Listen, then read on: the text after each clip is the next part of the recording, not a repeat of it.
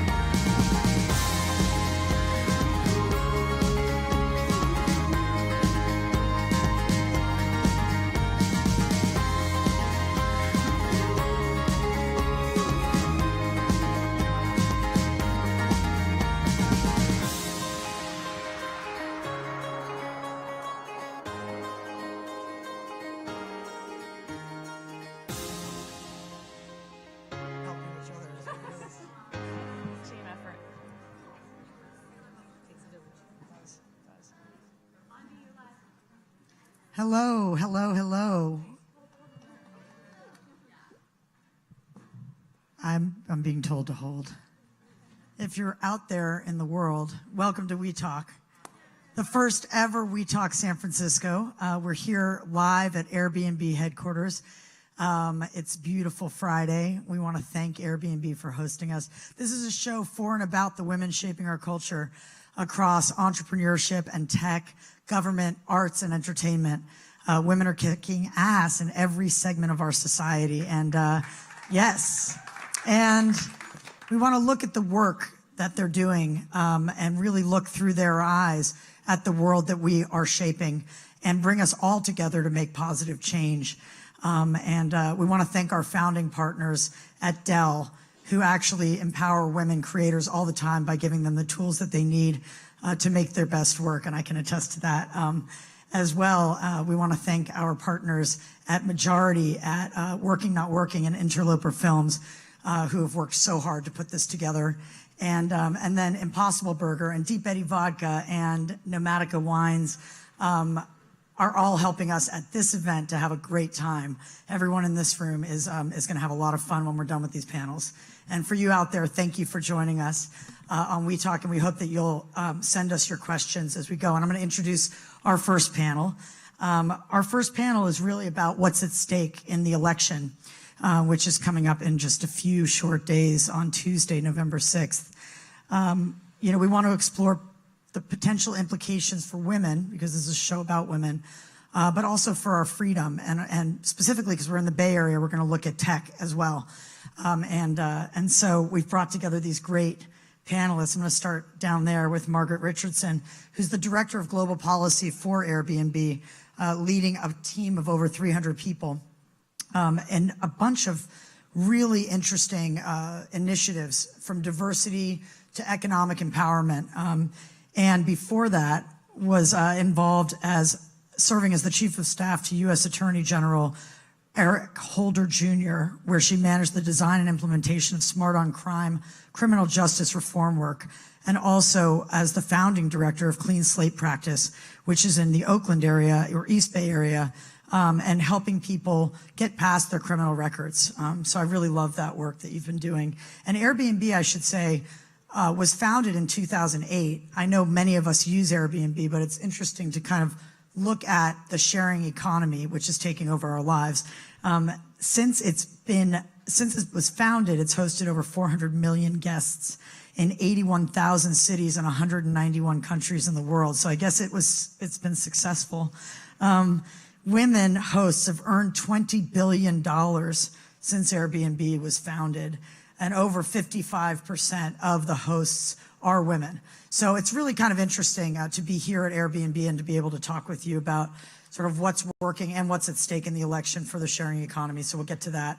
But we have Renee DiResta, who has flown in from Estonia to join us, where she was doing some work with the State Department, because she's amazing. She's the Director of Research at New Knowledge, gotta get my hair out of my face, and Head of Policy at a nonprofit called Data for Democracy, but started with a team of almost hobbyists in really looking at malign narratives and looking at kind of bad actors across disinformation, everything that we're scared of, everything that we're feeling like, what is going on out there, Cambridge Analytica, like what is happening. Renee is on it. Renee has been advising the State Department, Congress, academic, civic, and business organizations about computational propaganda in the context of pseudoscience, conspiracies, terrorism, state-sponsored information warfare. She's a Mozilla Fellow. She's a Presidential Leader Scholar. She's into STEM education, and also is one of the co-founders of a parent advocacy organization called Vaccinate California, which was actually the way that you originally discovered disinformation and peer-to-peer, especially peer-to-peer disinformation on social networks. So I want to talk about that. But before I do, Heather King. Heather King is a partner at a top global law firm, Boyes, Schiller Flexner LLP, and based here in Palo Alto. She's out of their Palo Alto office, and she co-founded the firm's crisis management and government response practice, where she counsels startups, advanced companies, and individuals facing complex legal disputes. In this work, she focuses on actual or threatened civil and criminal litigation, congressional or regulatory inquiries, and related media attention. And she spent nearly 2 decades helping to lead organizations that support and invest in women's and girls' leadership. So that is awesome, and we want to hear about that. But before that, let's talk about the election for a second. So 35 Senate seats and all 435 House seats are up for this election. As it stands, Republicans have 236 and Democrats have 193, with 6 empty seats. Perhaps what's most at stake is the redistricting of our, of our lines, of our congressional districts, which in 2020, when the census happens, whoever wins now is going to be determining that. And as we know, with the 2010 census, it really helped the Republican Party hold on to congressional seats during the our last election, and now with the 2018 election will also be really instrumental. And 34 states are electing governors who will hold veto power for the next redistricting. So that's all kind of up for grabs now. Heather, let's start with you. What's at stake for women in this election? Thank you. Thank you for having me. So what's at stake for women in this election, in the broadest of terms, is the possibility to truly help lead our country in numbers we've never seen before. There are over 250 women running for Congress, and that's unprecedented. That's compared to like 25 in 1970, you know. So, and many of those races are women versus women, which is, you know, unusual. So the possibility for women to really help run the House in particular in unprecedented numbers, which obviously has a direct impact on all the agenda items that women care about, is there.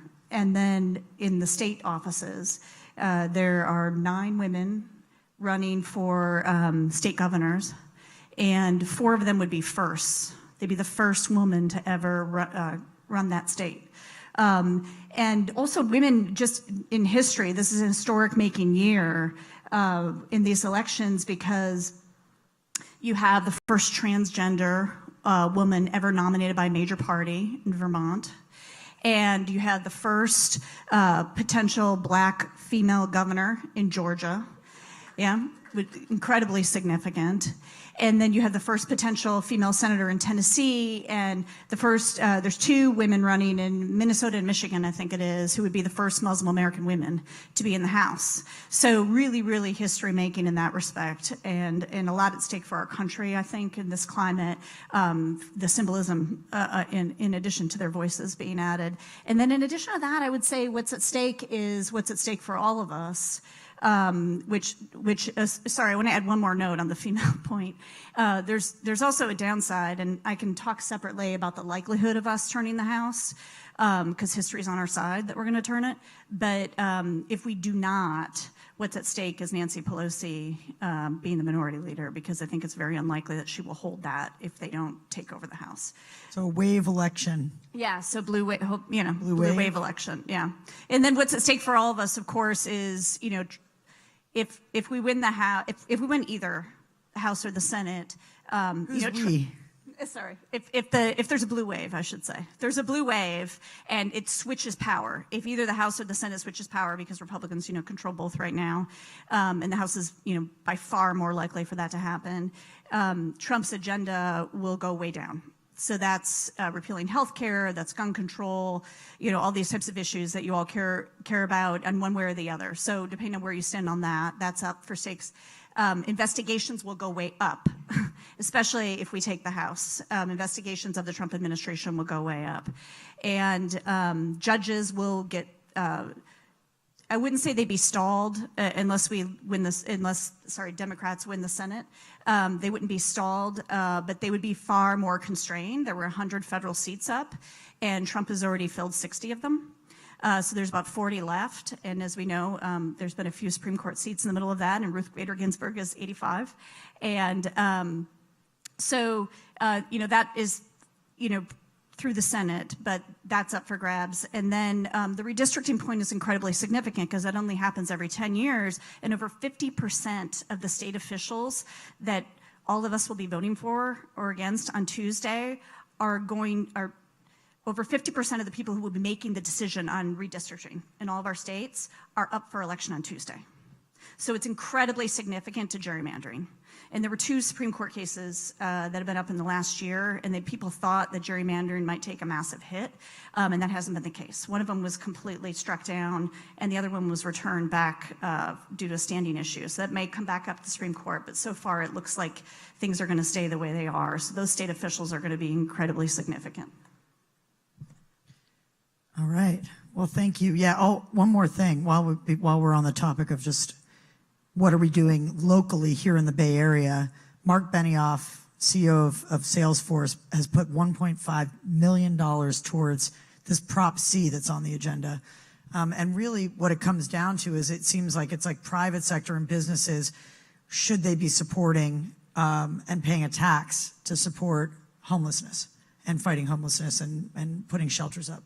And Jack Dorsey, who we were just talking about, meditates and seems to be, and I've interviewed him as a good guy.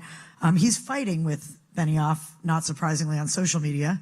And all these tech companies all over are looking at this issue and kind of watching what's going to happen with Prop C. Can you tell us about that a little bit? Yeah, sure. Well, there's several propositions on the ballot that everybody's voting on, and I think a Prop C is potentially the most significant one because the city is in a crisis, a homelessness crisis, and they're struggling with what to do about it. And this is one idea for how to handle it, which is for any profits over 50 million, I think they take a 0.5% tax hit is the proposal. And that businesses would give. And Benioff is spent even more than that on it. I think that's where he started. But he is an incredibly outspoken proponent of this. It's going to raise like $300 million. Double the budget, yeah. And that would build basically affordable housing and a lot more temporary beds is essentially what they're at least talking about right now that it would provide. And then it's kind of him and then everybody else.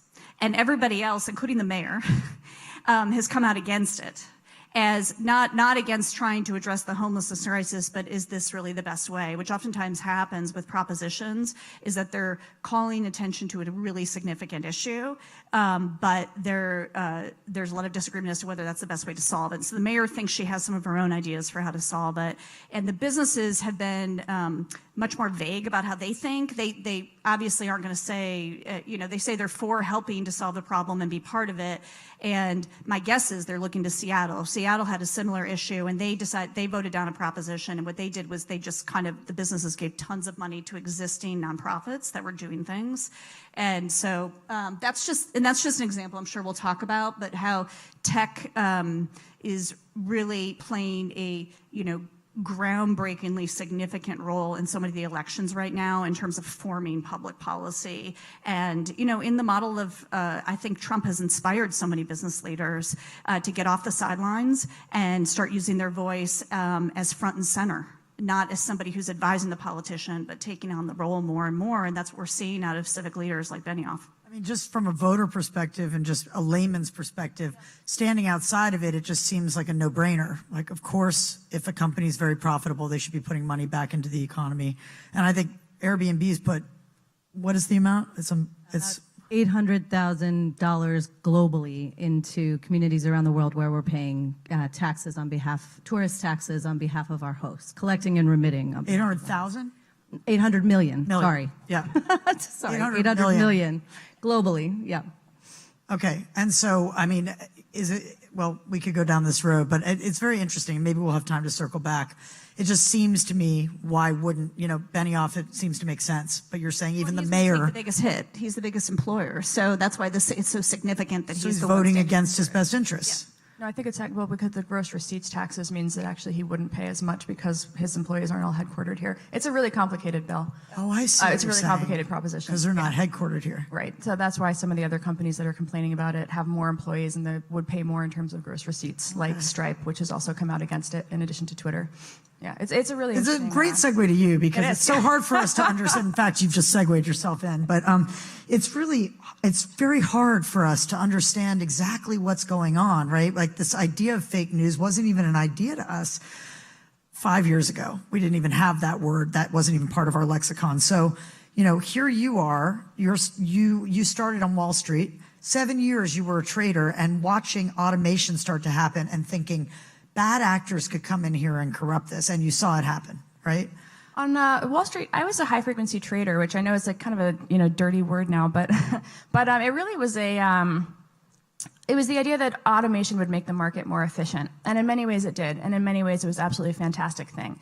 But of course, anytime there is a significant new technology or new technological paradigm, you have bad actors as well who find ways, the rules of the game change, and then you have people who come in and try to exploit them, and then there's a period of, sort of very unfortunate side effects, and then regulators come in and address the problem, and then the world moves on. And Wall Street's unique in that it's got several different types of regulators. It has the SEC, kind of the government regulators at the top. It has sophisticated self-regulatory bodies. There's one called FINRA, kind of broker-dealer associations. And then you have the exchanges, which can also operate independently to kind of deal with problems as they arise. There's nothing that parallels that right now in the Valley. So the financial markets, the integrity of the financial system is better protected than the integrity of, say, the information system. So this is an interesting challenge for us to think about as techies. Where should regulation come down and what should it look like? You consider yourself a techie. So you were somebody who, Computer you were a science degree, I journalist don't as know. well, right? I mean, you No, get no, up, I'm not a journalist. you're an Not. investigator. I write occasionally op-eds, my own hot takes on. So you're a mother as well, and you I were am looking that. into vaccinations. Yes. And what happened? I moved to San Francisco 7 years ago. I'm from New York. I had to do the thing that, I don't know how many of you have kids, but it's a ridiculous rigmarole where you try to get your kid onto a preschool waiting list because there's not enough preschools in the city. And so I started to do that. And one of the things I did was I looked at the vaccination rates and was really deeply disappointed and said, SF can do better. And I actually called my congressman. I think the assemblyman, I called David Chu. And I called Mark Leno back when he was a state senator, and I started complaining. And I was like, this is really crazy, you guys. We're a STEM city, and we have schools with 30% vaccination rates. That's like South Sudan. What the hell is going on here? And then the Disneyland measles outbreak happened literally 2 months later. And I called again, and I called Sacramento this time, and I was like, look, I'm an analyst. I have some data science experience. I've done some modeling on, kind of clusters of underimmunized schools. I would love to help if you are introducing a law to deal with this Disneyland thing. And they put me in touch with 2 other moms, one of whom was used to work for Dianne Feinstein. She was a lawyer with legislative experience, and another who was a designer. And we literally threw up a website and made a Facebook page and decided we were going to grow a counter movement. And that's because the loudest voices in the vaccination debate were the anti-vaxxers.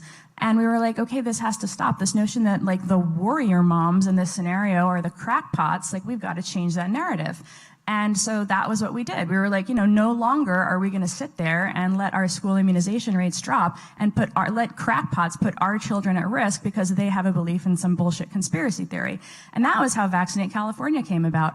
And it was really a matter of saying all laws are fought on social media now, and we are going to control the narrative here as well. We are going to show the public, we're going to show the legislators in California that there's a group of people who haven't been very active right now, but all of a sudden we're finding ourselves in a world where standing up for scientific facts is some sort of, vigilante activist thing to do.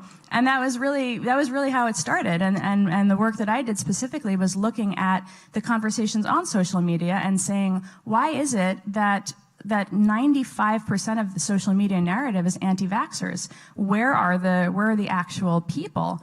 Why are their accounts on 24/7? Why are there people who are clearly not from California pretending to be California to influence our legislative conversations? And this was how we began to realize the extent to which, just even on a state level bill to eliminate vaccine opt-outs, there was so much misinformation. There was the beginnings of automation. There were coordinated attacks on senators. There was massive harassment. And this was the first inkling to me back in early 2015 that we had an absolutely insane problem with the way conversations were carried out on social media versus the kind of the opinion in the real world. Our bill was universally it was just destroyed constantly on social media by very legislators would call their constituents who would be 85% positive. So it was the complete polar opposite, the real world versus the social media world. And that was what got me realizing that, hey, we've got a real problem here. So peer-to-peer disinformation, how does the algorithm, you said that Zuckerberg just the other day was no, it's impossible. How has it tricked our democracy already? And how does it need to change? And what's at stake in terms of Tuesday? You must be monitoring it pretty closely. Yeah, we're monitoring their elections very closely. It's amazing that this is what I get paid to do now. This is a job. Well, you had to do it out of your, just as a hobbyist, right? For a long time. Yeah, for a long time. This was my 8 p.m. to 2 a.m., my side hustle. Yeah, everyone's got one, right? But it was so how did it all go wrong? I would say there's kind of 3 factors. There's mass consolidation of users onto a handful of platforms. This is really great for advertisers. This is also really great for propagandists. And that's because propaganda is a marketing campaign for an idea. So if you build a system designed to enable advertisers to capture the attention and reach vast numbers of people, the kind of dual use technology there is that foreign intelligence services, domestic ideologues, spammers can use the same system. The second piece is the easily manipulated algorithms. This is something that, bots on Twitter is probably the most commonly discussed or most visible to most people, but there's a lot of ways that algorithms like search and trending and recommendation engines get very easily gamed. So one of the things that we do is we look to try to understand how that's happening, and we communicate with the platforms because they're really the first line of defense. The same way in the financial system, I mentioned the exchanges. So it's the same thing here with the tech platforms. And then I think the third thing is really the precision targeting. We've never had a system before where propaganda is so easily disseminated to precisely the people who are receptive to it. And this is where the argument that, it was only $100,000 worth of ads, as you hear constantly related to the Russia situation in 2016, that's true, but the thing is you reach the people who are most likely to be receptive to that. So with a relatively small amount of money, you can reach and radicalize a small constituency of people who will then begin to amplify that content and that message organically. And that's how this stuff starts to reach, hundreds of millions of people, not just the people reached during the initial ad buy. What's happening for Tuesday? What do we need to look out for? What have you caught occurring? Right now, I think a lot of it's much less active than it was in 2016. Now that is partially because in 2016 they really only had one race that they had to go after. It's a lot harder to get it right when you have a lot of small races. Requires deep regional knowledge, this is a very sophisticated operation in the sense to which they profiled, grouped, and targeted people. That's very hard to do with a whole lot of small races. So we're not seeing that really. But what we do see is we see the propaganda organizations, RT and Sputnik. They take anything that is like, any tiny inkling of discord in American society, and they just try to blow it out of the water with YouTube videos about it, with accounts that are kind of affiliated with their media operations retweeting it constantly. So you see the propaganda operation that really is designed to make people receptive to these narratives think that everything is terrible. We're on the brink of a civil war. I mean, if you read RT, like we're on the brink of a civil war, And so it's interesting to watch how these narratives impact regular people's day to day, and to what extent Americans are beginning to realize what they are and who's kind of controlling the strings. So we're waking up a little bit. I think so. Yeah, I mean, we must have. 2016, we were pretty snowed. Margaret, tell us about what's at stake for the sharing economy, because we're all part of that now. Sure. So I think it's actually a nice contrast. Airbnb's mission is to create a world where anyone can belong anywhere. And we do that by connecting people offline. So obviously we have a platform where people are able to share information about their homes, about experiences that they're willing to offer, and then guests are able to find something unique that they can go and do in the world. And I think it's a really nice contrast to the misinformation and the ways in which people are being told to go against each other or to believe the worst in each other, because what we've found is our hosts and guests provide the most incredible opportunities for people to connect in the real world. And I think that that is a real way in which the election brings us an opportunity to commit to each other and to commit to the world that we want to create, rather than the world of fear or the world that would be us pitted against our neighbors or community members against each other. You have to fight a lot of criticism, though, as well, about the footprint or about people starting mini hotels, and the hotel industry is super threatened by you guys. So tell us about that, because you have to handle that as head of global Sure. policy. I mean, I think one of the things that we've found is that when people are using Airbnb and when people are meeting each other in the real world, some of the propaganda fades away, and the ability to create real friendships and to have connections with people from all across the world is the type of thing that wasn't possible before we were able to connect people in this way. And to be able to have a global network, 191 countries and people in 81,000 cities who are able to imagine themselves as friends is really a transformational opportunity. And I feel like we find ourselves very privileged every day to help to facilitate the hosts and guests who are creating that world. And then you also have this opportunity. I mean, you have like this disaster relief program, Yes. right? Because you have this opportunity to network people together to respond quickly.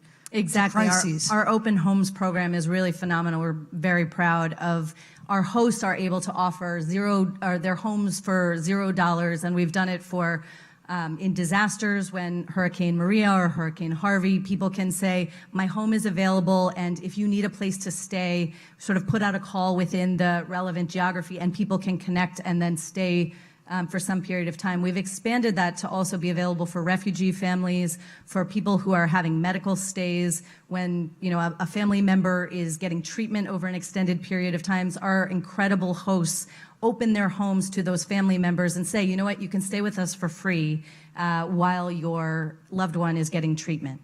And since you have such a background in criminal justice, I want to talk to you about that for a second. So what's at stake in terms of our prison system, and what about that work? You're heading somewhere tonight about that.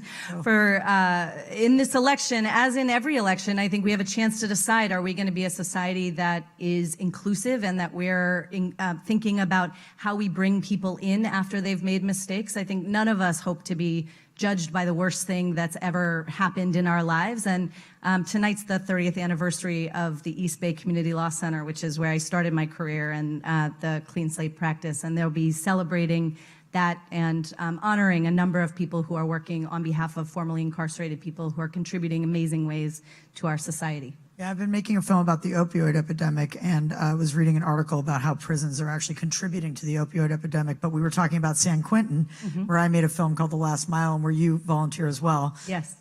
Where there are these incredibly progressive programs where it's an opportunity to bring recidivism rates down massively when people come into the system. Yes. Or drug court. Yeah, no, there's incredible amounts of research around the value of really rethinking the way that we contribute money to the criminal justice system. And by putting money in earlier in diversion programs, in reentry courts, thinking about treatment rather than incarceration, we're able to save incredible amounts of money and save lives and communities that are forever changed if you have people who are taken away and sort of given no chance at redemption. That's, I think as a society, we need to be always thinking about how we can do more to follow the research, because it really is research-based best practice of how we can think about redemption differently.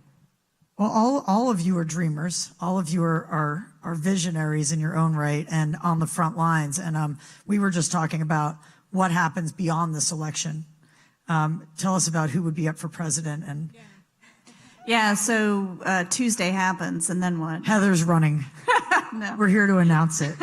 You guys you're going to hear it right here. No. So Tuesday happens, and then the next day is filled with joy and despair and bewilderment for everybody in different ways, right? And then 2020 starts right away. Hopefully it won't feel like November 9th, was it? Yeah. What was it? That was Yeah, crazy. I think that's right, the 8th and that 9th. evening Yeah. that we all had. Yeah. So yeah, and 2020 is starting, and everybody's kind of ready. They've been holding themselves back like kind of horses pinned in because they didn't want to distract from the midterms. But in terms of what's at stake for women, we have, it looks like 3 significant females running for president, which is a wonderful thing. And that's, Kamala Harris. It's looking like Kirsten Gillibrand from New York and Elizabeth Warren as well. And then, some of the other people that are rumored to who have visited Obama's offices recently. This is how they're coming up with the list, right? For advice. It's Bernie is looking again, and they've talked about your old boss and Holder. And then Biden is always, a thought and things like that. So that's going to start right away. And then everything is going to be, focused around some type of referendum on either this election or the Trump administration. And Renee, what does your week look like? What's going to happen now, like in terms of what are you monitoring and what? I was actually just. Oh, yeah. I have a question. Yeah, Heather has a question for you too, and then we have to take questions from the audience. In DC, I'll be on a plane. So I worked in the Senate for Hillary for several years, and so I'm fascinated and interested because I've now lived out here a few years, and so I'm starting to empathize and understand the techie side of things a little bit, the technology sector. But I was in DC for 15 years, and I was on the government side, and so what I'm interested in, since you're working with Senator Warner, Mark Warner's really the person he's the ranking member on the Intelligence Committee, and he's really leading so much of the discussion around putting guardrails around Facebook and Twitter and all these places if they're not able to show significant progress in foreign influence, tampering down on foreign influence in this particular election. So I'm curious what you think, or to the extent you can share with us what success looks like. Like, how do those people actually meet a success metric where they don't get regulated? Well, I don't think there's any chance that they don't get regulated. Actually, I think I think it's more of a how.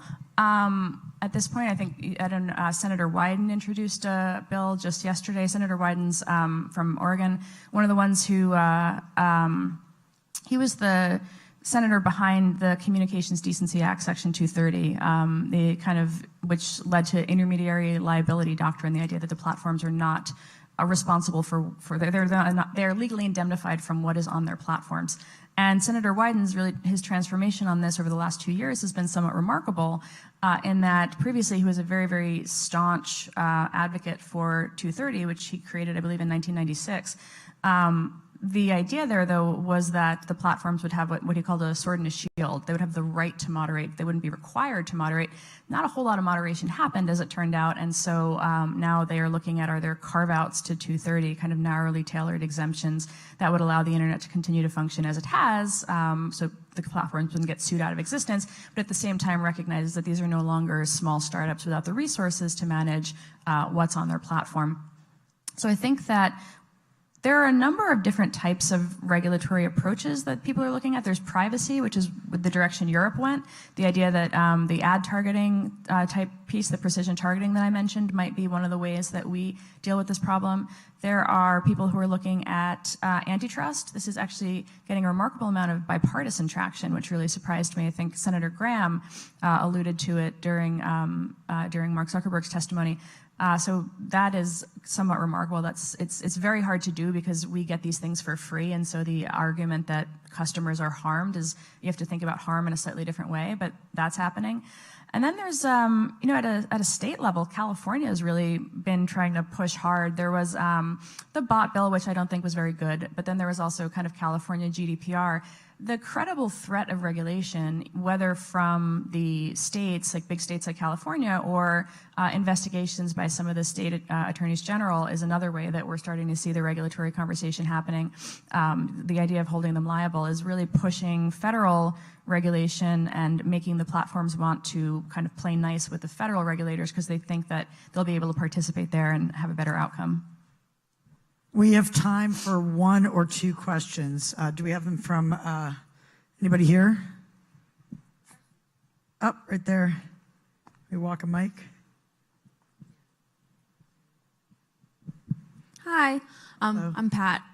So this question is from Margaret, specifically about Airbnb, and I'll preface by saying, like, I'm an Airbnb user and I admire a lot of things that you guys are doing. However, there's evidence that there are, I don't know if it's landlords or property owners who are buying up buildings and renting them out to vacationers and taking that real estate away from people who live in the area.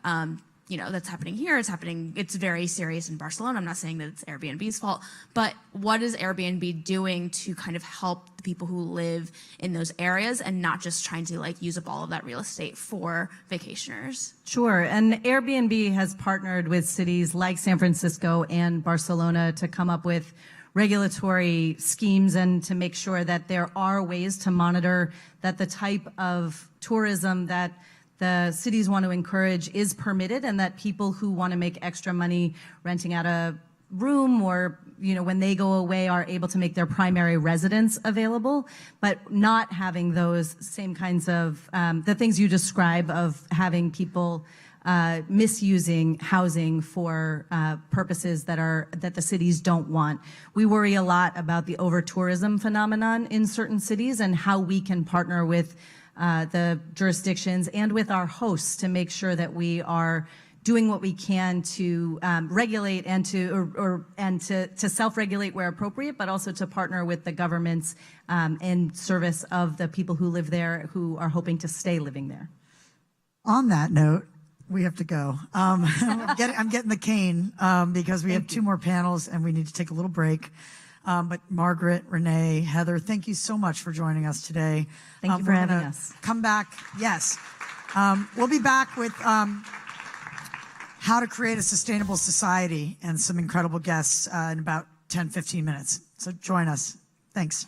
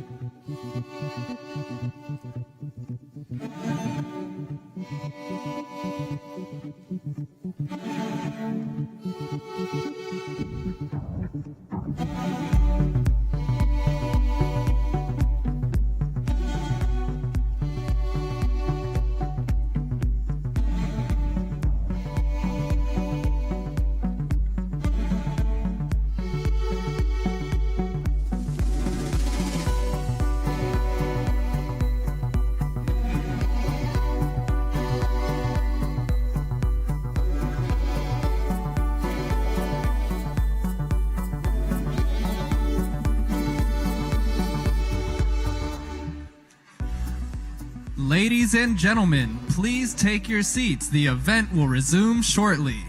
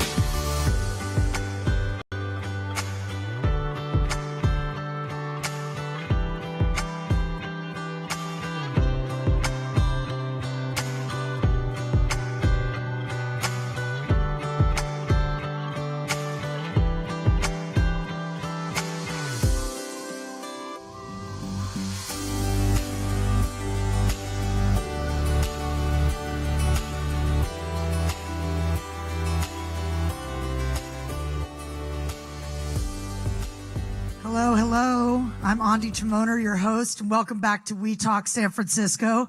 We are here at Airbnb headquarters where we're having a very, very good time, maybe too good a time. But it's about to get even more fun because we're looking at how to create a sustainable society, and we've assembled this incredible group of women here who I want to introduce. And I want to thank Dell, our founding partner, as well as Impossible Burger and Deep Eddy Vodka and let's see, Nomatica Wines, and all of our partners, and Airbnb, of course, for hosting us. So we are looking at how to organize our society and how to live sustainably. not just on a global and environmental level, but in all areas of the supply chain. And to that end, we have on the far end, Radha Mistry, who has a background in architecture, narrative environments, and strategic foresight, and in the office of CTO for Autodesk. And if all of you are like, I don't understand any of the words that are happening so far, it's just going to get worse. Radha explores the impact of emerging technologies and how it will change the way we design and make things in the future. And prior to that, she looked at the future of work, which we're experiencing now. We're seeing that with WeWork, and we're seeing that with remote work days and all of that. So we'll talk about that. Heather Huestis is the executive managing director of the creative team at Impossible Foods, which is a planet company with a mission to eliminate animals from the food chain by 2035 by making the most delicious meat from plants. And we're going to show, we have clips this time, so we have clips from everybody coming up. But before that, Jill Tidman is the executive director of the Redford Center, which was co-founded in 2005 by Robert Redford and his son and board chair, James Redford. And the Redford Center harnesses the power of film, video, and new media to engage people through inspiring stories that galvanize environmental action. And Jill oversees everything from daily operations to shaping the center's vision to produce documentary films and action campaigns, and drawing on the family's multi-generational network of advisors. They're looking to really fund and fiscally sponsor effective campaigns. So we'll take a look at what work you're doing, Jill, as part of that. So let's see. Let's start with you. You know what? We have a clip. Should we play it? Should we go for that? Are we going Radha first? We're going Radha first. I told a fib backstage. Radha, you've been described as a futurist and looking at the intersection of human behavior and technology and the built environment. And you think that design, the way we design our world, can drive innovation. That's the founding theory, I suppose, of Autodesk, correct? Yes. Okay. Yeah. You brought a clip. I did. Which and is I'm now mystifying. immediately regretting this decision. Let's take a look at it.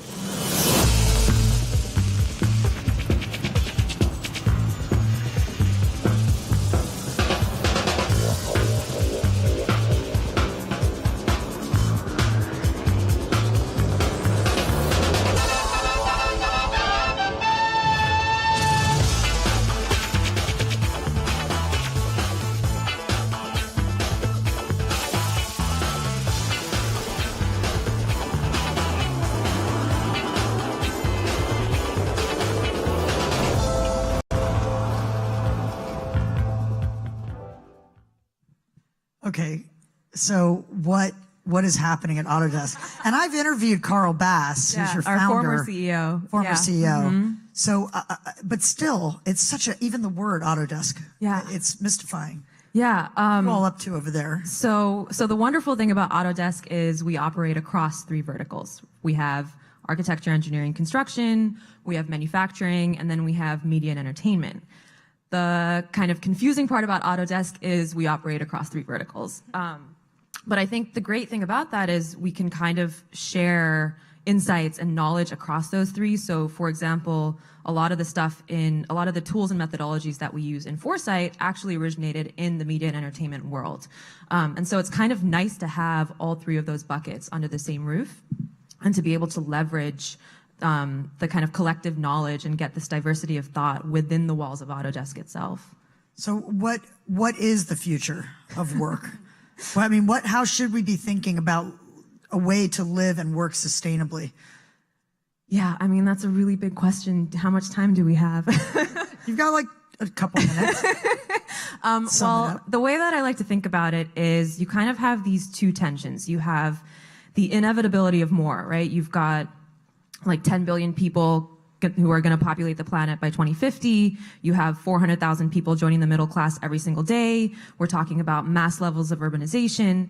And then on the flip side of that, we have this reality of less. So we have less natural resources. We have to have less negative impact on the planet. We have, sometimes less time, and also less workers who have the skills that we will need in the future. And so the thing that we're really trying to work on at Autodesk is how can the tools help to kind of close that gap? How can we make things for all of these people with all of their diverse needs, and at the same time, make sure that we're not overusing our resources? How can automation help us to understand a better way to move through our supply chain? How can we have a better understanding of the materials that we're using? How can we make sure that, we're not wasting 30% of the materials that we currently waste on construction sites? And that's kind of where we are right now. And there's obviously the problem of people being out of a job. Yes, and that's something that we're trying to address, but I think that happens at every kind of revolution, right? You had the Industrial Revolution, you had the Agricultural Revolution, and if you think about back in the day during the Agricultural Revolution, people that were using horses to kind of till their soil probably freaked out when they started seeing all these automated ways to do that.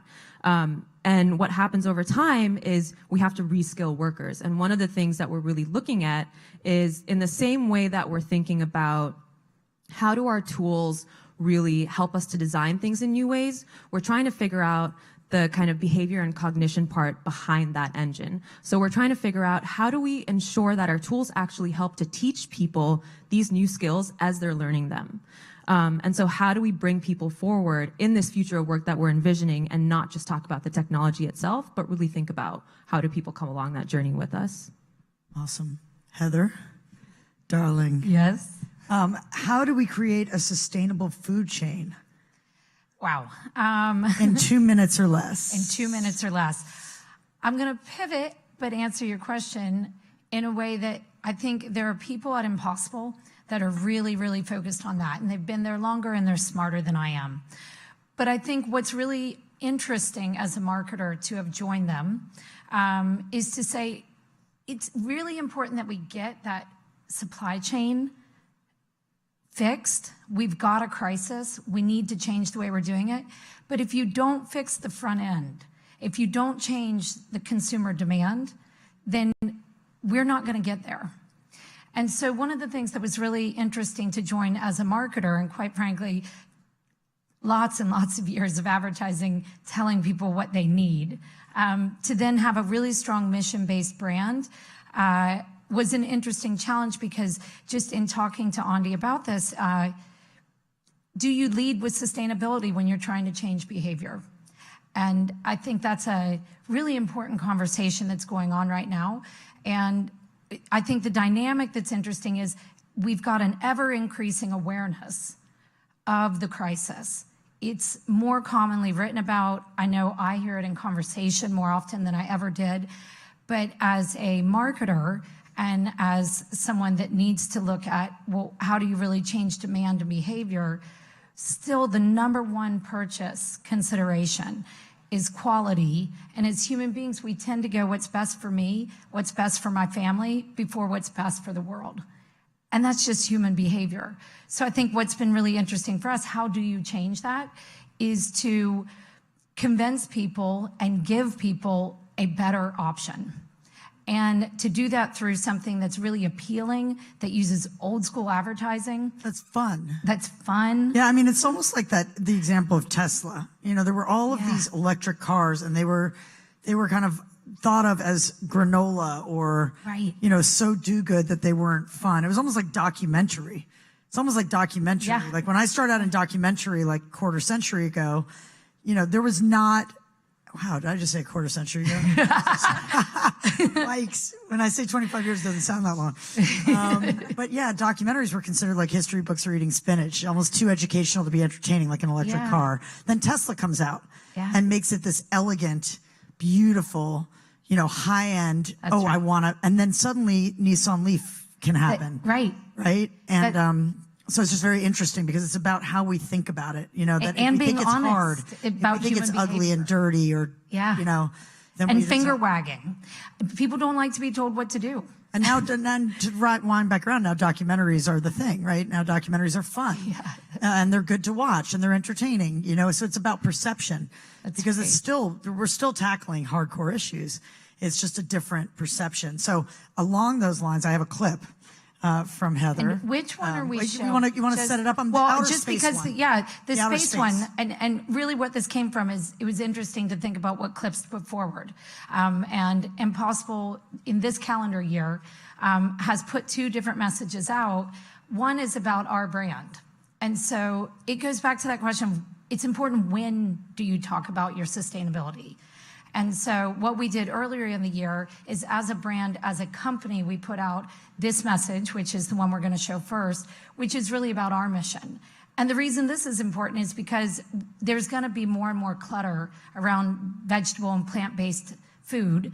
And how do we distinguish ourselves in that marketplace? Well, it's our mission. So it's important that people know that.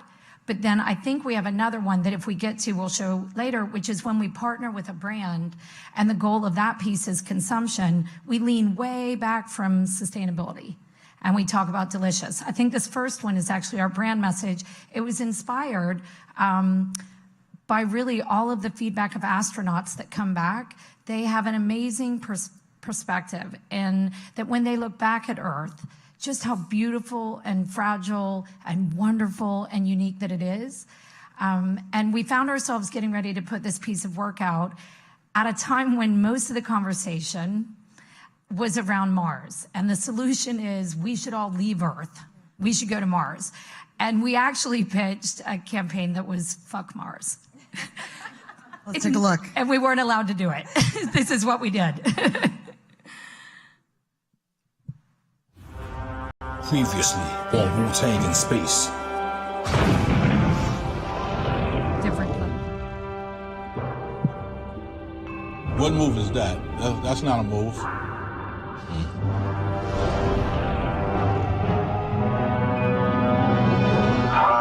Peace. This is RZA-9000, and you are aboard the Woo FO. Together with the Clan, the Jizza, and Ghostface Killer, we are on an interstellar quest to spread earthly love, seek new perspectives, and prime our world for the knowledge infinite. Respect to you earthlings. You have asked your questions, and today we reveal the answers. This is WeTalk in Space, eating impossible sliders.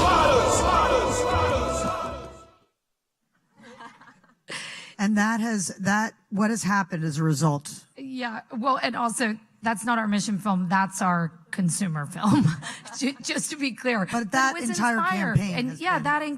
that campaign was our first campaign with a fast food partner. And so we needed to have a different conversation. We needed to talk to a different audience. We found someone who was inspirational to that audience, and they are vegan and vegetarian and passionate about changing the way their own community eats. So it was a really fun way for us to be entertaining and fun on what could have been a serious topic. That campaign spent out for less than 2 months. And it's a national campaign. It's Impossible sliders are available in all White Castles.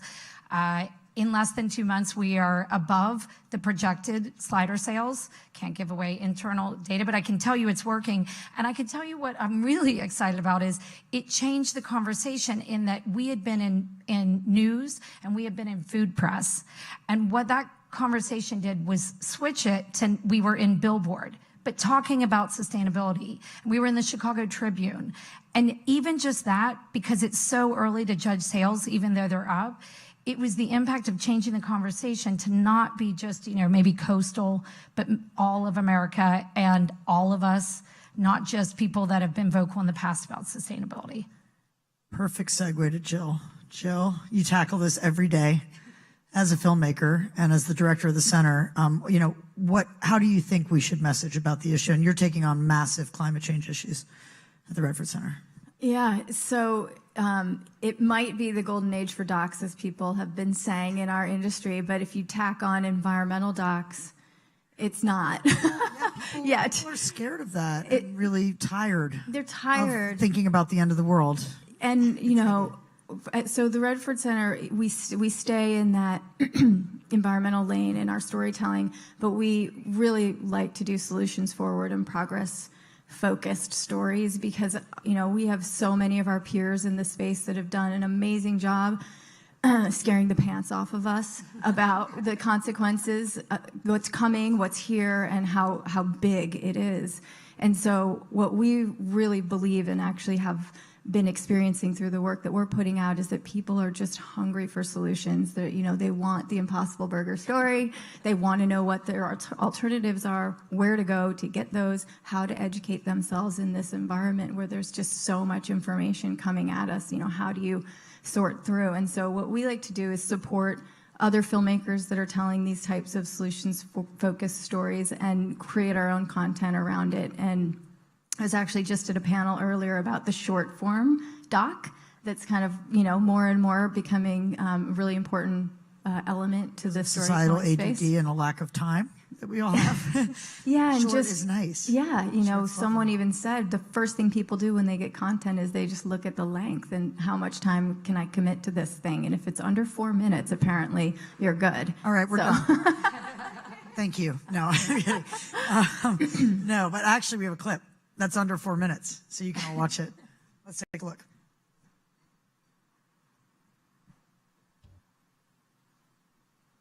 Uh-oh, that's not true. We're here. We might have a clip. Okay. Well, oh, here we go.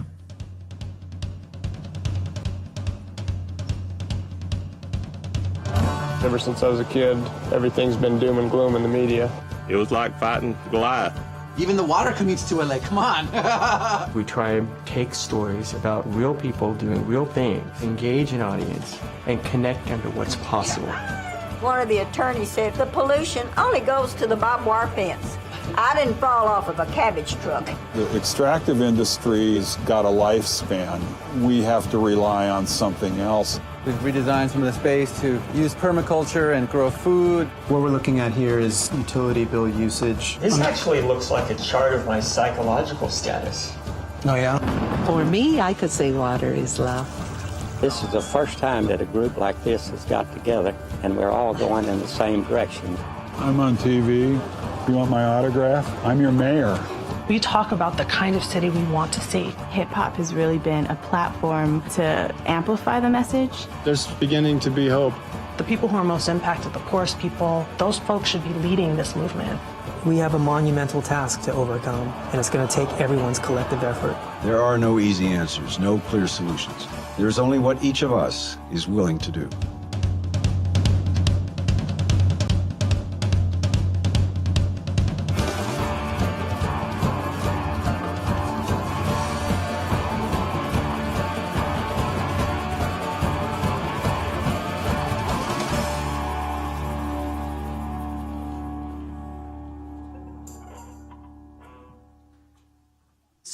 So where do we find these films? So many laurels. And I have to say, I made a film about the environment as well, called Cool It, in 2010. And the only reason I made that film was because it was all about solutions.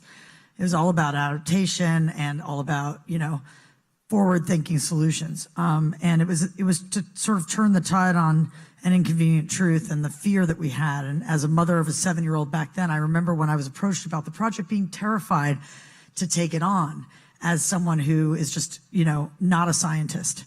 And I got a lot of hope from it, but then thinking about how little we've done as a society to do anything about it in the 8 years since. And it's just, now there's this new report that it's all over really soon for everybody, for all of us. And it's going to be genocide, you know, climate genocide. So anyway, back to that. Where do we find these films, and is media part of the solution, if people aren't going to watch it? Yeah, so there's the most recent Redford Center original production is called Happening. It's about the clean energy revolution that is actually happening, and it is very encouraging. That's why we chose that topic. We said we're gonna confront the climate conversation, but we're gonna offer one of the best tools we have and let people know, because if you aren't in it every day, how would you know? And so that film is available right now, actually streaming for free on HBO as part of their voter education campaign. So you can watch that from now until Wednesday, probably. Or we also, you know, can get you the film through our educational distributor. It is on HBO for at least another year. And there's the film Watershed that we did is available on Amazon and iTunes. There's about 20 film projects that we're supporting that are all in various stages of development right now. Some of them are on the festival circuit. Some of them are about to be on the festival circuit. So we're sort of newly into the filmmaker support work because it takes so long to make a long form doc that we realized we wanted to do more, and we had a lot to offer the environmental filmmaking community. So you can go to our website, redfordcenter.org, and check out all the projects, and anyone that's available to watch, you'll be able to link through to there.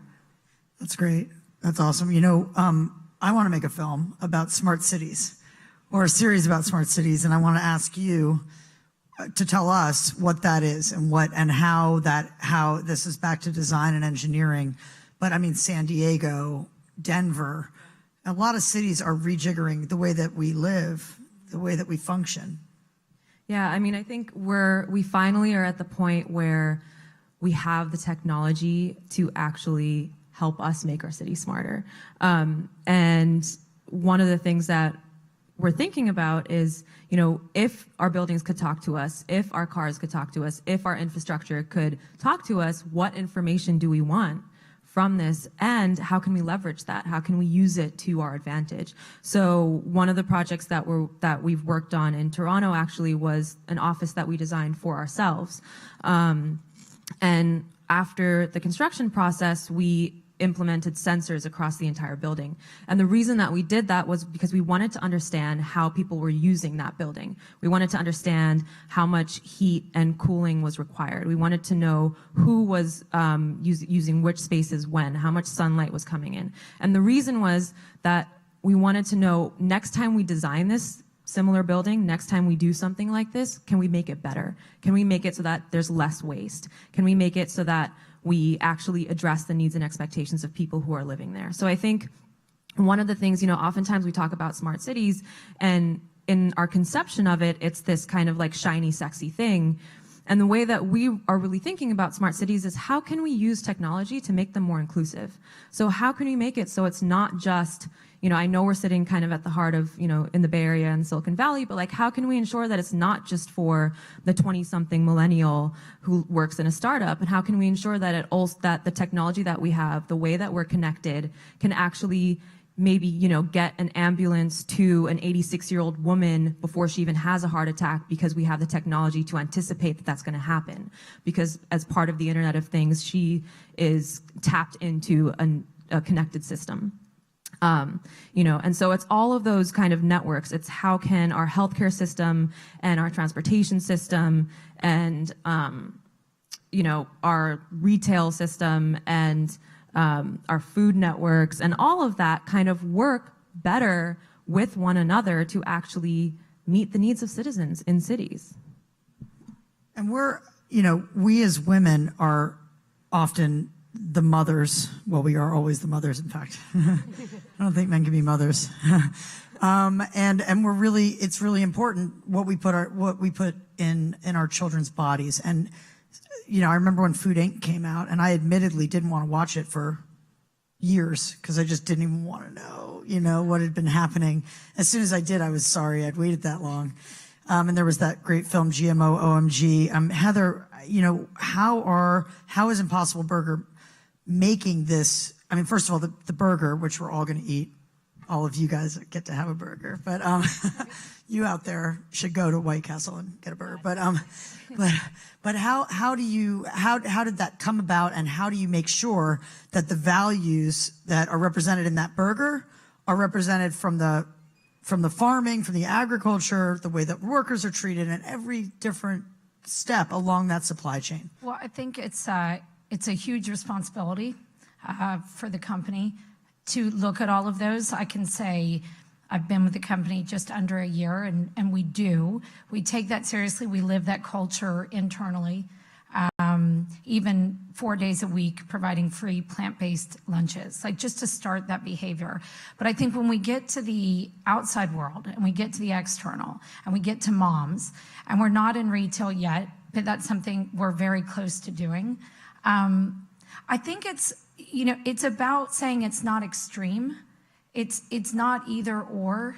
It doesn't have to polarize you away. You don't have to not be a carnivore to try Impossible. You can introduce it to your children, see if they like it, because I think the conversation needed to shift from either or.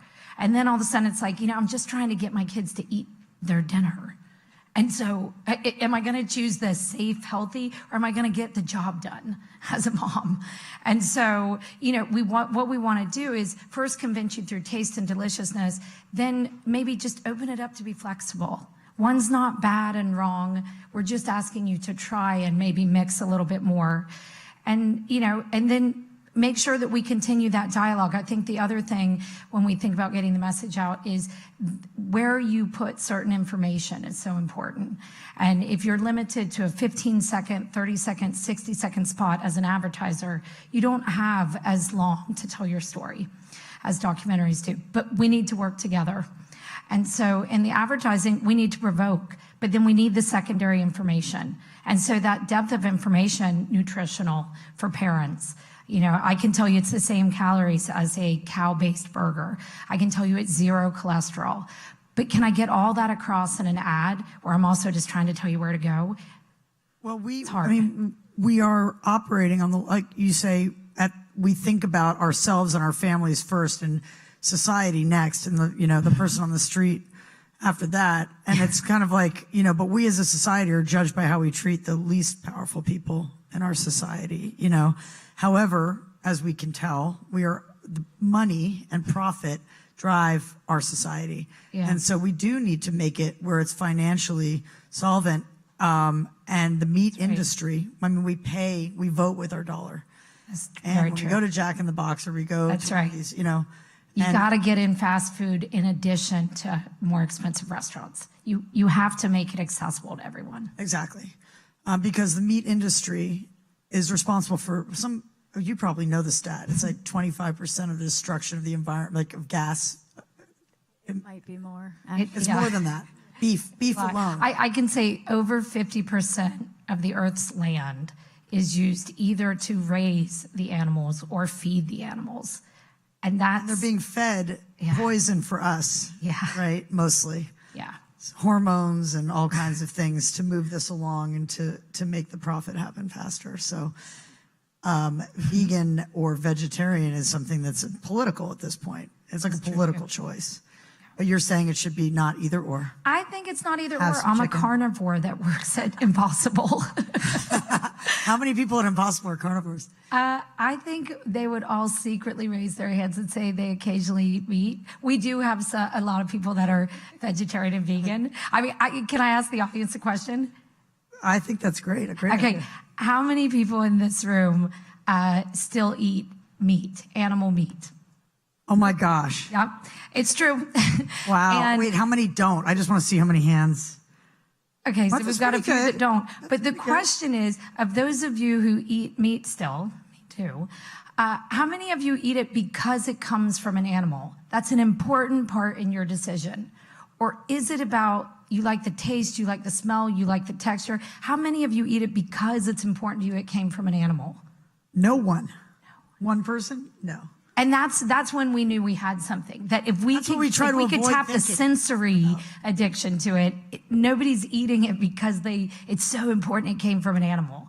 So that was kind of the breakthrough inside of now we have a fixable problem. What I always come up against with sustainability is and climate change specifically is it just seems like we're not going to move fast enough to counteract it.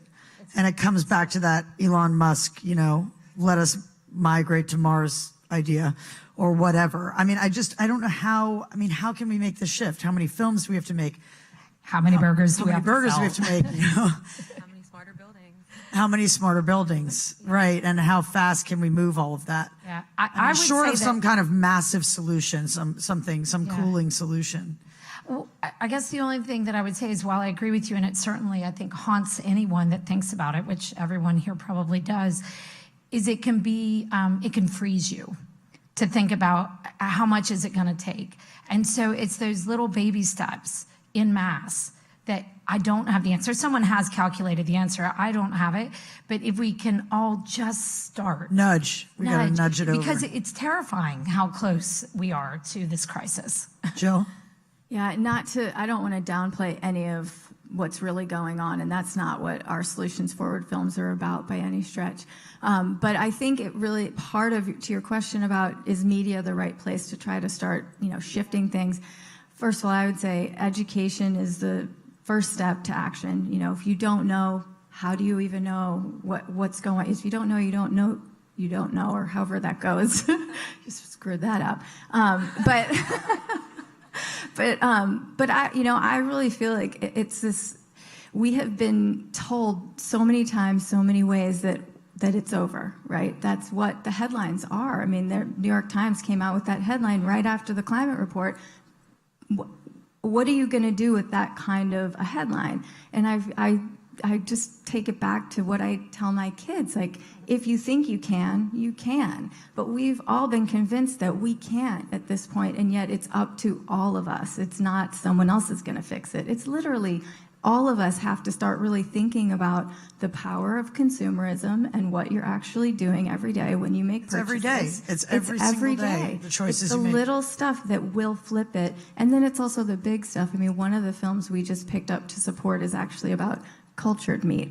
So this is meat that's actually grown with animal cells. There's actually no physical animal involved. And this is, you probably know a bit about this. This is right now underway, and it's going to be whether or not society is comfortable enough to actually go in that direction. So some of it TBD, but there are people every day working to solve these problems, and I think it's just it's a race against the clock. Do we have a question from the audience, or should we just keep chatting up here? Question? We have time for like one great question. No pressure. It's got to be. Let's all rank it afterwards. It'll be good. Thank you so much for everything you've presented. I think all the efforts that you're making are really, really important to, overcoming this crisis right now. Beyond what business can do, I think there's also this question of civic responsibility and of people participating in democracy, and not necessarily only through voting. So in this room, where many folks are in very powerful companies in this city, what can we do to foster a sense of civic responsibility that goes just beyond business and innovation, but also goes back to this question of democracy and it actually working for us and actually working towards sustainability? Are we pointing to me all of a sudden? No, I mean, I think, I have this conversation a lot inside of Autodesk, and I think we definitely believe that we have the power to drive policy change because we can drive behavior change over time. And it is our responsibility to do that on some level. And so we do have, a foundation that focuses on sustainability. But I think a lot of it just comes down to, using technology to kind of getting enough technology out there so that people can use it and so that there's kind of a movement that comes around. There's also, right now, and just to wrap this up because we have to stop this panel, but there's something on the ballot right now to address the homelessness problem.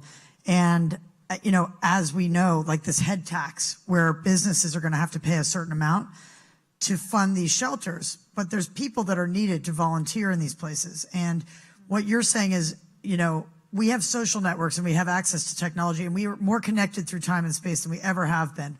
We have more power in our pockets than we've ever had to do what we can and to connect. And so we really have to get off the couch and get out there and just like check a box. Like, what am I doing to give back at this point? Because it actually feels really good. On that note, I want to thank you, Radha, Heather, Jill. Thank you so much for coming on WeTalk and for sharing your insights with us. And we'll be right back we'll be back with our final panel, which is about women in tech and entrepreneurship. So please come back. If you're joining us from outer space, please come back in about 10 minutes. We're going to have a drink right now. Thanks.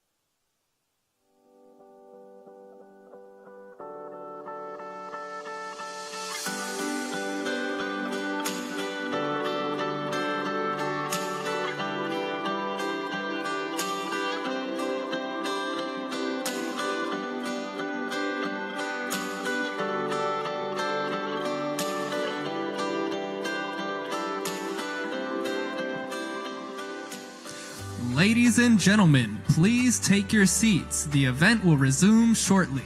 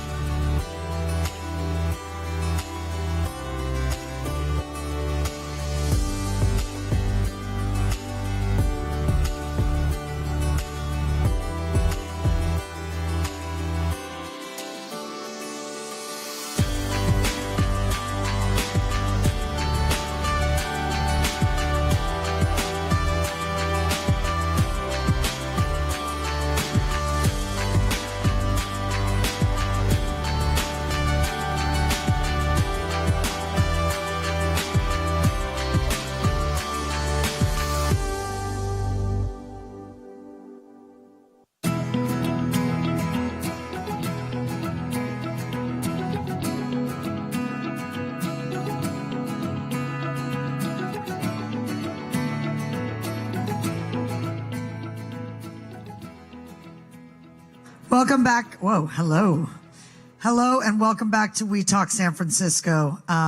We're here at Airbnb headquarters having a wonderful time. We have one more panel for you. We want to thank our founding sponsors at Dell, who give us the tools to be our best as creators, and to our partners at Majority and Working Not Working and Interloper Films, who have worked so hard to put this together. And after this, we're about to have some Impossible Burgers and have some Di Betti vodka and some Nomatica wine, which I think people are enjoying even during this. I'm not one of those people because I'm hosting the show. But let's cut to it. We're talking about women in tech. Women are still very much the minority. And in fact, I think it's like 24% of all computer science graduates are women, or even people that have computer science jobs, and that's down from 37% in 1995. So it's really interesting because you would think it would be going up, but it's going down. And only roughly 11% of the executive positions here in Silicon Valley are occupied by women, which is about the same percentage, I believe, of directors in the Directors Guild of America. So in my industry as a filmmaker, it's very much along those lines. And we have a fantastic group of fierce women that I'm going to introduce to you now to talk about this, because in the wake of the Me Too movement, many of the front page stories are focused on harassment and wage disparity, and in tech startups as well. And the tide is turning, but there's a lot of effort, conscious effort, that needs to be made towards that. So on the far end here, we have Adriana Gascoigne. Adriana is the founder and CEO of Girls in Tech, a San Francisco-based nonprofit organization devoted to empowering, educating, and engaging women in the tech industry across 60 chapters in 36 countries around the globe. No stranger to growing brands and building amazing companies, Adriana has worked with tech companies like Indiegogo, Oracle's Involver, and Change.org. She's also a Singularity University Impact Fellow Scholarship recipient and was named one of the 20 most influential Latinos in technology in 2018 by CNET. In the middle here, we have Sheila Warren, who's the head of blockchain and distributed ledger technologies practice for the World Economic Forum. I mean, okay, we need like an entire hour to unpack that. But she began her career as a Wall Street attorney before turning to philanthropy and nonprofit tech over a decade ago, has represented banks, philanthropists, and progressive nonprofits, also served as the VP of Strategic Alliances and General Counsel of TechSoup, the global social enterprise that has connected civil society organizations around the world with over $9 billion in donated tech-based resources. She previously designed and launched NGO Source, a groundbreaking service focused on international grant making, and created a blockchain-backed registry for nonprofit organizations around the world, and now heads the blockchain and distributed ledger technology team. Blockchain is the technology. I really feel like I need to define this for those of you who may not know, probably out there on the internet. I bet everybody in this, all the hundreds of people in this room know exactly what that is. But it is the technology behind the cryptocurrency Bitcoin. You've heard of that. We all should have invested a long time ago in that. And it is a digital distributed ledger on which transactions can be recorded securely, pseudonymously, and at the same time be open for anyone on the platform to see. So there's a new level of transparency that is opening everything. And more and more, our traditional financial outlets are starting to go, okay, this is real and it's here to stay. And you're looking at how it can benefit us. So I want to talk about that. Ty McCrae is no slouch, here to my right, PhD, and the interim director of diversity and belonging at Airbnb. And in this role, she leads company-wide initiatives to ensure that this company has an authentically diverse and inclusive community. And that's a lot harder than it sounds to make happen, because there's a lot of unconscious bias at work when we look at resumes. Even just the name alone can drive a lot of rejection that we don't even realize is happening. So you're up against that. And prior to joining the private sector, worked as a consultant helping organizations in a range of industries like Twitter, the New York Times, Pinterest, and GoPro, and had an 11-year tenure at Cornell University as the director of diversity. And when I said, why'd you leave Cornell? You're like, after 11 years? I thought that was a great answer. I was like, okay, that makes sense. So welcome. So let's start down at the end again. Adriana. So you have brought a little bit of a video to explain what Girls in Tech really does. But more than anything, it's an empowerment engine. I had so much fun looking at this because, I don't know, it just made me feel good. So we'll check out about a minute of this.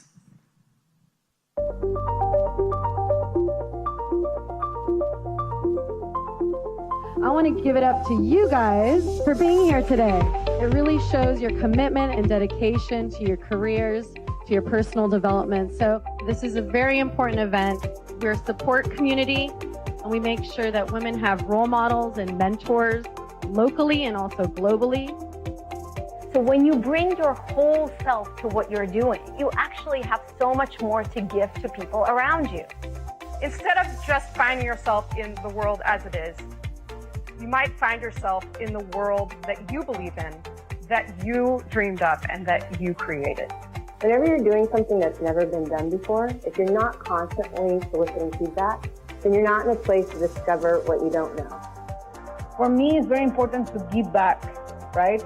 Because when I was growing up, I never had a role model, and I want to be the role model to those young generations. I want to tell you how being yourself, being imperfect, you can absolutely rock a tech career. It's a great time to be an entrepreneur, right? There are more venture funds than ever before. One of the phrases we use is technically fearless. And what it means is that they don't look at something and say, oh, that's too hard, we can't do that. They look at something and say, well, that's just a really hard problem, and I think I'm going to figure out how to solve it. Leaders aren't afraid to bring people on the stage with them or send the elevator back down. I'm also here for you that want to pursue a career in tech, don't want to be put in a box, don't want to be defined. Thank you from the bottom of my heart for being here and for supporting Girls in Tech.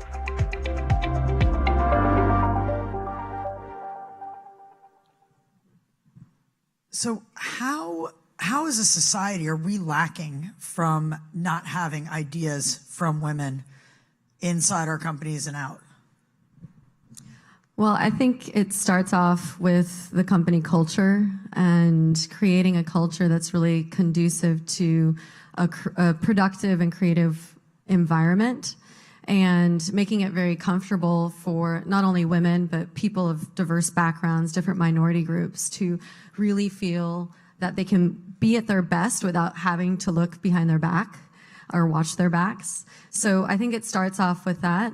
But in my experience working at several different startups, I realized that the diverse teams are better creative problem-solving teams. So they bring different solutions to the table because they've had different experiences. So if you speak a different language, have lived in a different country, you have different sexual preferences, it really provides a different perspective to building products and services, and you have different user behaviors and habits as a result. So having a more diverse team, you really create more comprehensive products and can be better creative problem solvers. Yeah, I was discovered that in San Quentin Prison in this program called The Last Mile, where people who are in prison are coming up with startups, and the ideas that they have are addressing problems like diabetes, and things that their families have suffered from that we are not thinking about necessarily, or white men in hoodies are not thinking about here in Silicon Valley. But you had a powerful story we talked about. When you started out, you were in a startup as the only woman, and barely, you could have been hurt, physically hurt. You had like a water bottle thrown at your head. Tell us about that and what it was like for you versus now. What you would say to young women who are in environments that are somewhat aggressive. Yeah, so I definitely had some interesting experiences. This was in 2006, 2007 timeframe, and I did get a full water bottle thrown at my head by someone who didn't understand the role of a product marketing executive, and said that I was talking too loudly, speaking to a reporter about the product. And he said, "Shut the F up," and threw the bottle at my head and nearly missed me, like literally by an inch. And then I went to talk to my supervisor, and he said, "You're being too sensitive." So that was probably the first week that I started. And then other things happened, like very inappropriate emails from people I didn't know, from men I didn't know on the engineering team. And I forwarded it to the attorney, and they said, "Come to my office right away. Our company can go under if anyone finds out about this." And I'm not a litigious person, so we worked it out. But just the culture, the environment, the way people interacted with me, it was an uphill battle. It was really me and my gay friend TJ, who were always in cahoots and would go to lunch together, and we'd talk about the situations that needed to change. And it was then that I started Girls in Tech, because I was inspired to bring a community of women who were interested in really thriving in the tech field, but didn't want to be. Well, with the computer science graduates and the number of women heading down, can you explain that regarding like the double-edged sword that of sexual harassment cases rising, everybody speaking out, the Me Too movement, but then what is that doing? Is it a culture of fear that's being created? Like what's behind it? Yeah, so that is a really good point and a really good question. I think it's in great part due to alienation and isolation. And my best friend from childhood actually got her CS master's at Stanford, and she said that she had a lot of just really difficult experiences of people in her team or in the class, because there were 60 people and she was one of 3 women and the only Anglo female. And so people didn't want to be on her teams, on our projects. They didn't want to collaborate. They just wanted to hang out mostly with their male counterparts. And she felt very isolated and unable. She didn't know who to turn to for help. And she didn't have the ability to collaborate with folks effectively. And she said, well, hopefully this will change in the workplace. Now she's a firmware engineer at Tesla. And again, I think she's one of 2 out of a group of around 100 people, and she's still experiencing the same things. So I think that, well, one, it's very challenging and difficult, to achieve success at a school like Stanford and getting your CS masters. But 2, it is that isolationism, that alienation that you get as a female. in that. Okay, well, we'll come back to all that, and as a group, we're going to tackle that and do away with all of it as soon as we're done with everybody individually. Sheila, how does blockchain improve philanthropy? How can blockchain help us save this world that we live in? Well, I'm really bullish on this technology for probably obvious reasons. That's why I work in this space. And I think that one of the big problems in philanthropy that I think reflects also some of the problems we see about bias in tech is one of accountability. Like, how do you actually track aid dollars and make sure that they're going to the intended recipients? How do you create measurable metrics that can be triggered for the inclusion of additional funding, for example? And how do you provide incentives for people to really do that? How do you ensure that there is traceability across the creation of new mechanisms for provision of aid? And I think even more than that, and then thinking about non-traditional philanthropy, what kinds of new economic and financial models can this technology actually unlock? So one of the things that blockchain technology can do is actually enable you to use digital assets in new ways.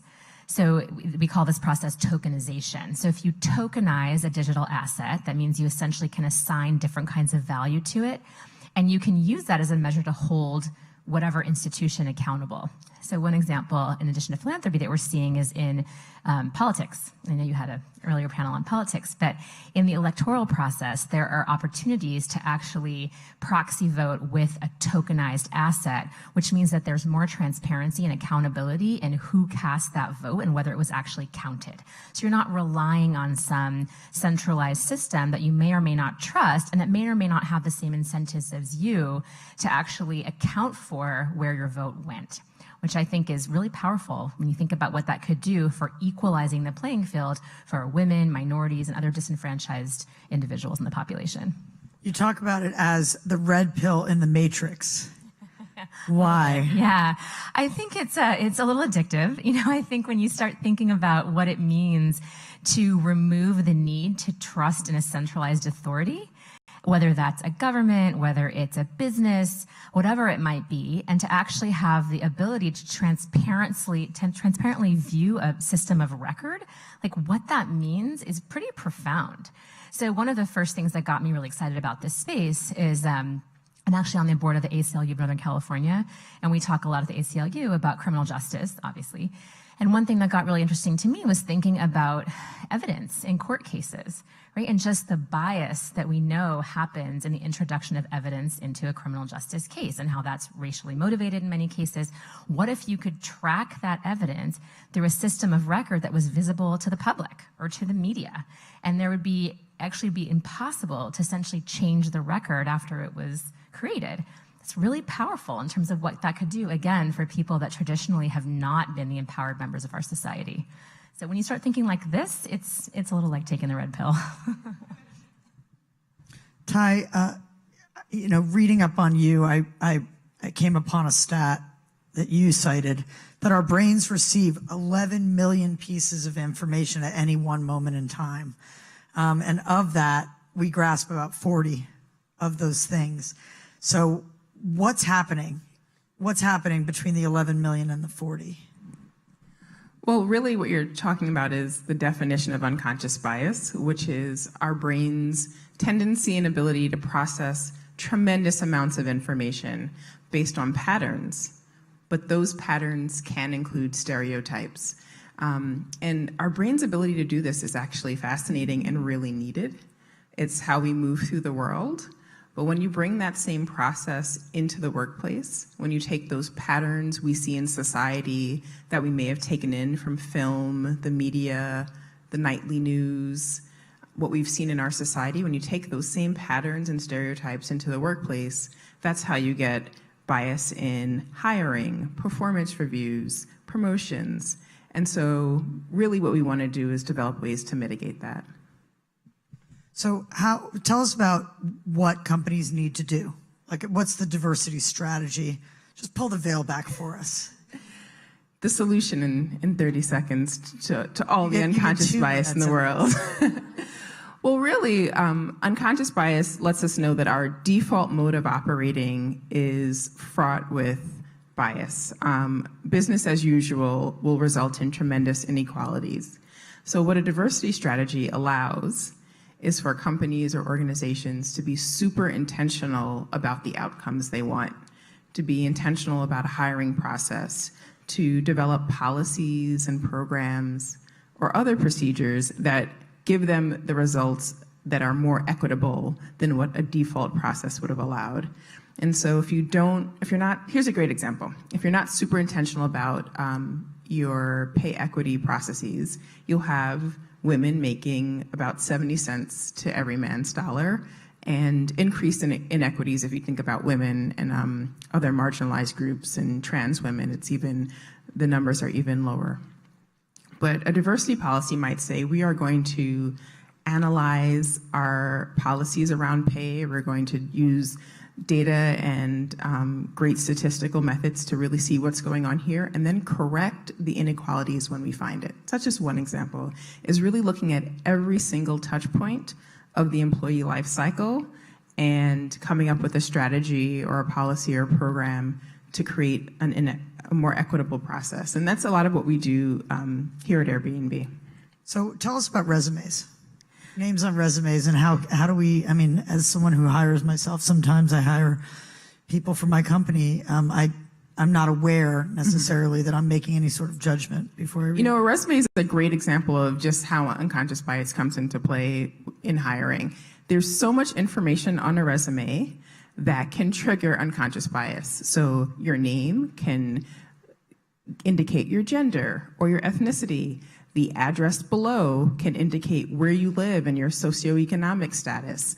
The other clubs or sports you were involved in can also indicate socioeconomic status. And so there's so much information that can cloud a person's judgment. And so, again, a good policy is just adding a lot of structure and consistency to the process and say, when we look at resumes, we're going to have a checklist. We're going to have a checklist of the 4 or 5 most important things we're looking for in this role. And if the person has it, no matter what their name is, no matter where they went to school, if they have the 4 or 5 qualifications we're looking for, they make it to the next round. And so a lot of the things that we talk about around diversity strategy is really about consistency and fairness. How do we consistently apply things and add structure? And what that checklist does is it helps your brain focus on the information that's not important. Focus on the information that is important and ignore the information that's not important.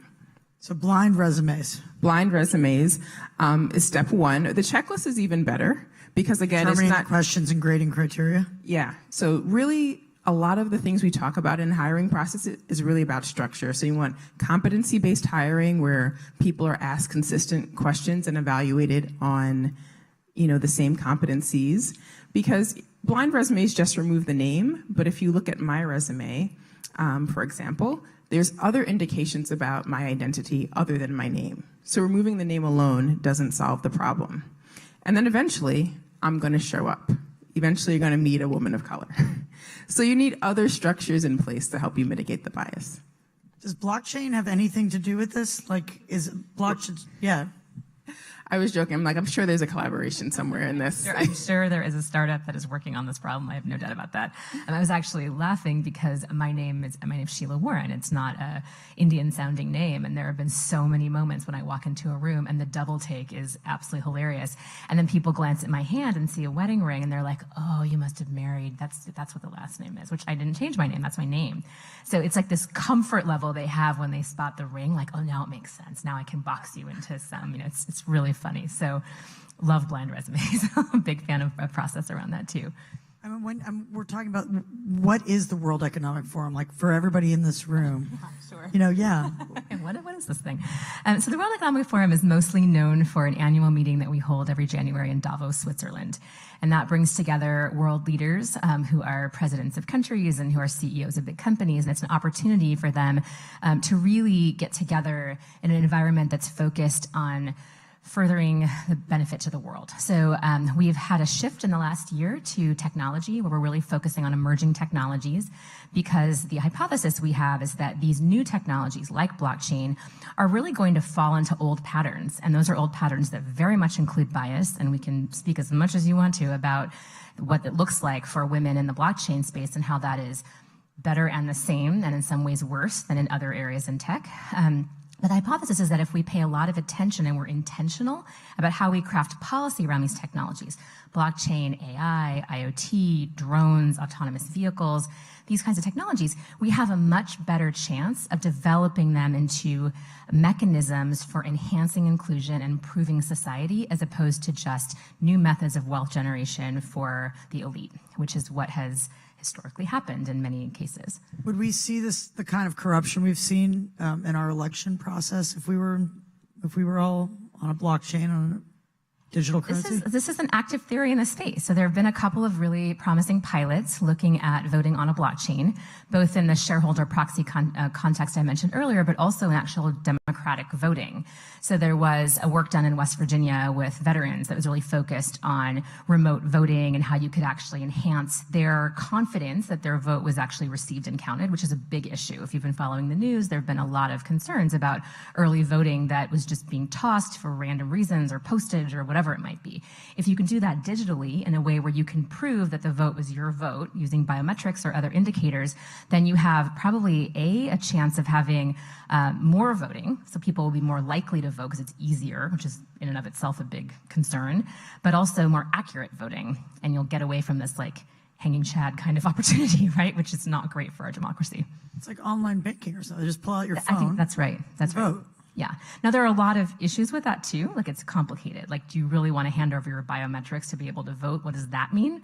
That may be okay in certain contexts and not others, right? So if you're in this oppressive regime, the last thing you want to do is hand over your biometrics and have people be able to track your vote. Like, that's deeply problematic. So one of the things that I say a lot when I speak on that topic is that we have to be really conscious of the context and the concern. And a lot of times what happens is, you try to roll out a solution that works in one environment in all kinds of other places. And this is where the blinders like get really problematic. If you're not actually thinking about the people in that particular context or environment, you risk doing a lot of harm. So, I mean, one thing that you all have in common is you're all thinking on an extremely global level. And is the tide turning? I mean, you're dealing with women in developing countries that I'm sure are up against so much more bias just for being women than we are here. And the percentage here is so low as it is. 11% of executives are women in Silicon Valley. 11% of women are directors in Hollywood. That means the narrative is not going to be conducive to more women coming in. And the consumer base is overwhelmingly women over the majority. So it doesn't even make any sense, really. But I digress. My question was, is the tide turning? Did Me Too and Time's Up do anything? Is it, what's happening? What about accountability here and abroad? Any one of you. It's a free-for-all. Well, the first thought I had is I have to choose to be hopeful that the tide is turning. You have to have some element of optimism when you're in a diversity or gender conversation. And where I see it turning is the burden is moving from individuals, women, people of color, marginalized groups. The burden is moving from them to navigate an unfair system, and the burden is being really placed where it should be, which is on organizations to make their systems, their policies, and their processes more equitable. And that's one thing that I'm really excited about. It's not about training women to ace an interview process that was set up against them. It's about the companies having to put into place an interview process that is actually fair. And we can think of other examples of that. It's really the scrutiny is being shifted. So I think in some ways the tide is turning. I would say that I definitely agree with that.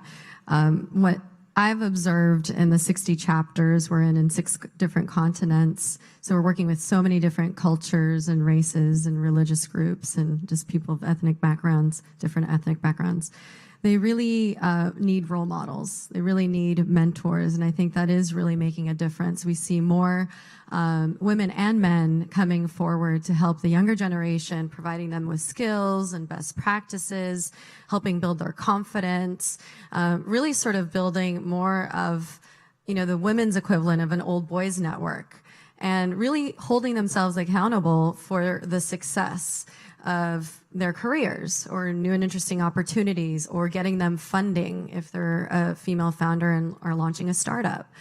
So we see this huge transition and this huge change. Simultaneously, we're seeing more women take more risks. Like, we have a big presence in the Middle East and Saudi and Kuwait and Dubai and Jordan, Palestine, Israel. And that the shift that I've seen over the almost 12 years that I've been running Girls in Tech is groundbreaking. So we see a huge percent increase of women actually launching companies. We teach something called Startup Breakthroughs, which is our entrepreneurial training program. And we see every year we have exponentially more people. So we started out with 52 people, and now we have over 700 people. And that's a really big deal, because now not only are women taking more risks to be female founders, but there's more support. So their communities, the tech ecosystem really understands the value to the economy and educational opportunities. And the governments are actually interested in promoting women and having them, supporting them to have a voice within the community. So I could see that really changing not only the tech ecosystem and economic opportunities, but just human rights, social justice, things helping women get out of that oppression. How about parity overall in terms of pay? You all have this living wage pledge to have all of the people that clean up be paid $15 an hour by 2030, right? Yeah, it's really our company thinking about our sphere of influence. And so one of them is what happens within our own company and our own employees, and we do pay equity analyses regularly and correct those inequalities. And then it's our next sphere of influence, our hosts and guests in that community, and how we can be a part of some really great positive change there. And so one of that is the pledge that you just discussed, knowing that we can have influence there. We also think about the women who are hosts on our platform and making sure that they are getting the same nightly rates as men on our platform. And we do analyses there, and we see that we're close, very, very close to parity there. So we're looking at every place we have a sphere of influence and where can we espouse our values. And back to your early question, is the tide turning? Like, there's some really encouraging, promising numbers. I'm a little impatient, even when I am still optimistic. And I think this is like the hugest issue, because in the blockchain space, we're actually seeing there are a number of, just phenomenal women in this space, right? And they've risen to prominence very quickly, in part because the call out is immediate. Like there are a couple conferences where it was like all manels, and there were like the strippers after the party, and it was just the call out from the community was instantaneous, and the backlash was huge, right? So that conference is never happening again. That would not have happened. I can't imagine that ever happening in my time on Wall Street, in my early years in the Valley. Forget it. But this community is really, it's to what Adriana was saying about this, the women coming together, and there's all kinds of, whether you're on Telegram or Signal or WhatsApp or WeChat, there is some group of women in blockchain that you can tap into that's really promoting and supporting women. But the pay equity issue remains. And even if at a junior level, you're achieving pay equity because everyone's graduating from the same schools and they're all kind of trained in the same fashion, you get the maternal hit, you get the maternity hit. So you leave for maternity leave, and when you come back, there's just this gigantic sinking that happens that disproportionately affects women versus men. And that's used as an excuse to justify unequal pay, which is really problematic. It's very hard to come back from that, I think, for many women. What can be done about that? I think it's about intentionality again. I think it's about examination of how we, particularly in American society, don't support women, families, whether it's in the process of getting pregnant, which is very challenging, especially for hardworking people. Big companies up here are paying women to freeze their eggs. Starting to do it. Do you get paid to freeze your eggs, or do you just get the cost of freezing your eggs paid for? I think that's it. No idea. Yeah. Okay, yeah. But it's major companies. Yeah, I think there's a difference between being at really big established companies and being at startups. So it's this question of who do we empower to take risks in our society? And if you're a woman who wants to really bust hard, work really, really hard in your 20s and 30s, which many of us are more than willing to do, and you're kind of putting off some of these decisions, you're going to make choices around some of the option space that you see closing down for you going forward, right? Which is, again, these are all things that I think affect women disproportionately than men because of the way our society is structured around things like parenthood, family leave, etc. And I think what's promising to me is we're starting to see, we were talking about this actually backstage, we're starting to see a lot of movement of men to really call this out as well and to say, like, look, I mean, I'm also a parent. I also want to be able to have more breathing room in my career to kind of spend time with my family and all this kind of stuff. And I also don't think I should take a pay hit if I do that or whatnot. So, yeah, I think our conversation earlier was the things we put into place that will benefit women and mothers and people of color and other marginalized communities will make whatever organization, our society, better for everyone. So it's not a scarcity model, us versus them. It's really the equity we're moving towards is going to be better for everyone. Just a quick note, I want to call out Mark Benioff because I think he's been doing a great job at this, and I have several friends that work at Salesforce, and he took his HR department and actually made a sort of micro division, and they did sort of an analysis and audit of, you know, compensation parity to make sure that all women were getting paid the same as their male counterparts for doing this exact same job. And I think it was like $3.5 million later, he was able to invest and keep his promise. So that to me is like serious accountability. And I think a lot of other high-tech companies out there can learn from him. So we have 2 minutes left. Is there a question? We have 1 minute left. It has to be the fastest question ever, or I'm going to ask it. So, oh wait, there's a question? Thank you. Hi, my name is Brianna, and my question is, how do we continue to empower the women that we are surrounded by on the day-to-day, especially engineers, to continue to, you know, strive to contribute to our companies and grow and do great things? So I'm sure we could all answer this, but I definitely think mentorship, and I keep on mentioning that because that's directly affiliated with helping build confidence, holding oneself accountable to help that person move forward in their careers or education, and answer questions that they might have about career choices, difficult career choices, especially if you're a software engineer in a sea of men and don't know how to deal with certain situations that you're confronted with.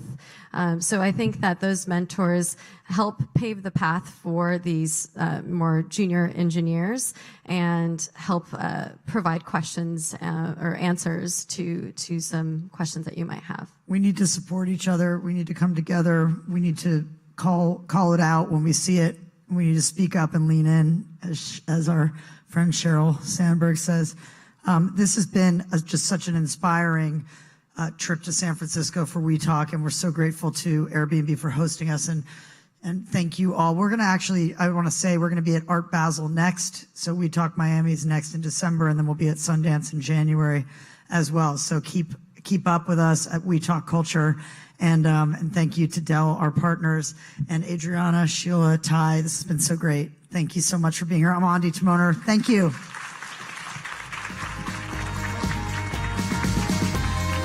Everybody, we have Impossible Burgers in the Atrium, which is that room right there.